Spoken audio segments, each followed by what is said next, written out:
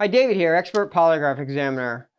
Today I want to tell a story about a client who reached out to me. And before we get started, I have permission to name the client named White Wolf. WHYTEWOLF.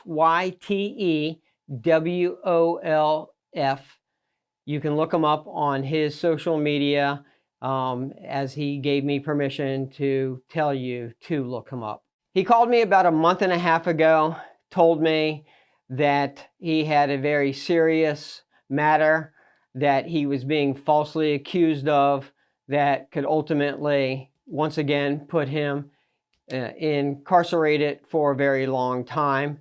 And he reached out to a TV tabloid talk show that offers polygraph examination. And of course, if you want to know that TV talk show, he has mentioned it multiple times, and you can go onto his social media to find out. And ladies and gentlemen, I will just say this, that when you can't vet those examiners on those talk shows or those late night TV talk shows or anywhere that is given free examinations, you are just gonna be at the whim, at the mercy of those examiners, because you don't know how well they're trained, what their credentials are, and you really don't know if the results are going to be manipulated or fabricated for those entertainment shows. He then sent his story into the show, which they liked. They then flew him out, and he ultimately told his story on the show. He was then ultimately tested by their examiner, and he was ultimately told he had failed when he was there. White Wolf was extremely agitated and upset that he had failed his examination when he said he did not fail. Now, ladies and gentlemen, you and I both know people fail and pass on these shows all the time, and a lot of people are adamant that they either didn't fail or that they shouldn't have passed when it comes to these issues. However, this individual was absolutely adamant that he should not have failed this exam under no circumstances, and especially with him looking at jail time. He told the producers that there was no way he should have failed, and ultimately he left and then was sent back home.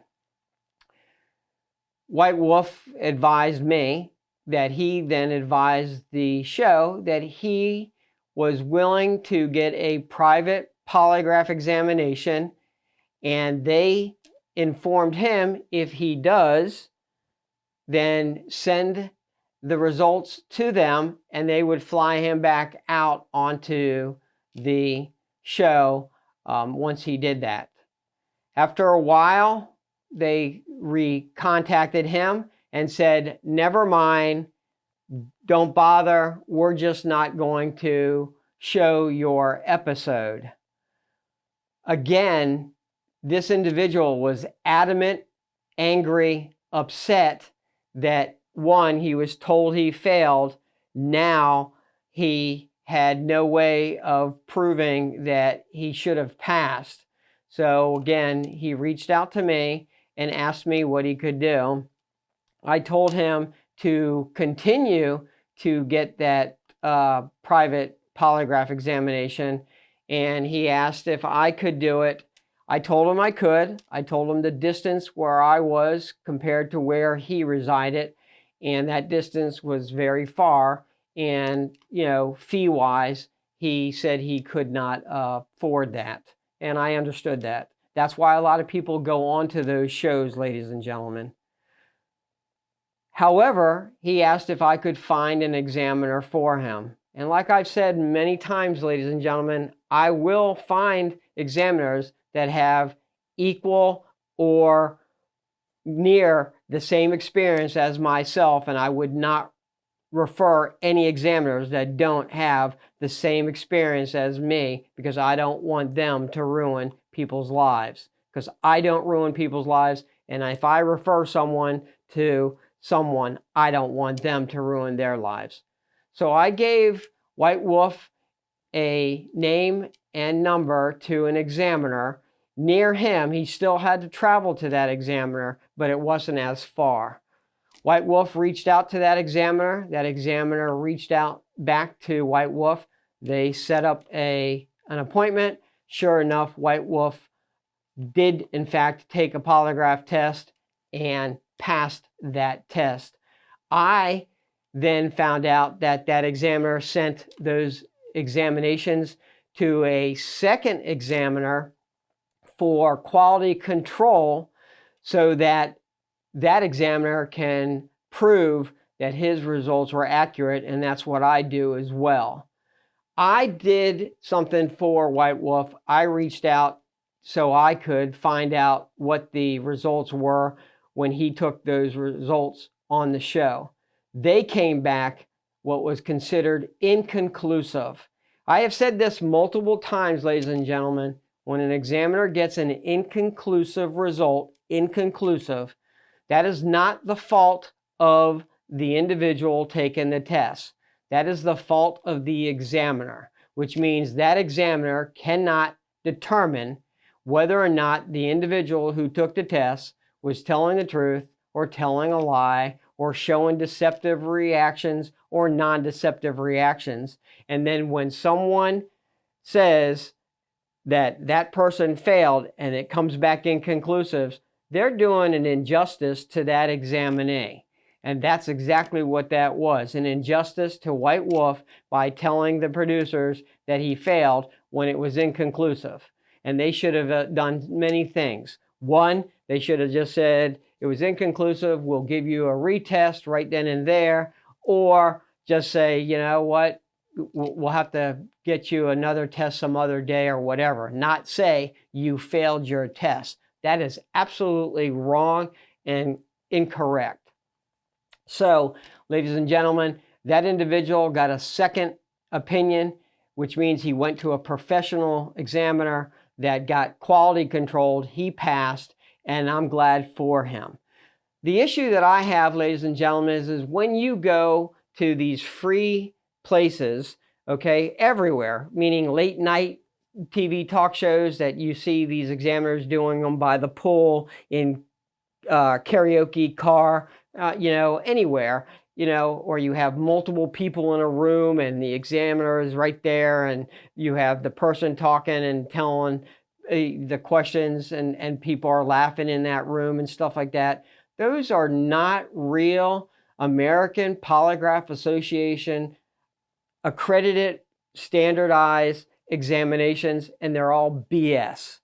And so if you can't vet your examiner, then you're like playing craps at a table and you're just hoping that the results are going to be luck when you get an examiner that you can't vet and you don't know the credentials.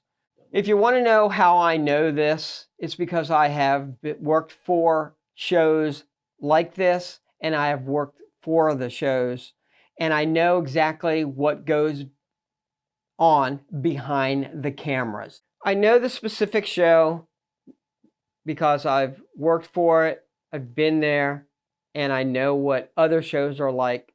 So I'm not just BSing you, I know what goes on. When shows do something and they don't air it, then that means that they're not confident in the accuracy of the individual that performed the testing, and that's why they're not airing it. Because if they were confident, why wouldn't you just put it out for everyone to see? And that's what the case is for White Wolf. Ladies and gentlemen, I've said this a lot. I'm going to say it real firmly now. When you go on these shows, they're not there for you. It is for entertainment purposes, ratings, commercials, and money. In the end, you're just a number. If you really want real results, real closure to move on in life, you need to reach out to me. I promise you, you will get accurate results, you will get real closure, and you will be able to move on in life, and you will find an examiner that truly cares about you. So that's what happened with White Wolf. I'm glad he got a second opinion. I'm glad he went to the examiner that I referred him to. And I'm glad that he can now finally move on, know his integrity is right. He's now a free person. He's not worried about being incarcerated. The accusation was false, fabricated. He's an innocent individual. I hope he can move on from this. And all I can say is, before you ever decide to get a free examination, remember you get what you pay for no matter where you go. If you like what I have just put out, like, comment, and subscribe. Have a wonderful day, and I wish everyone the best.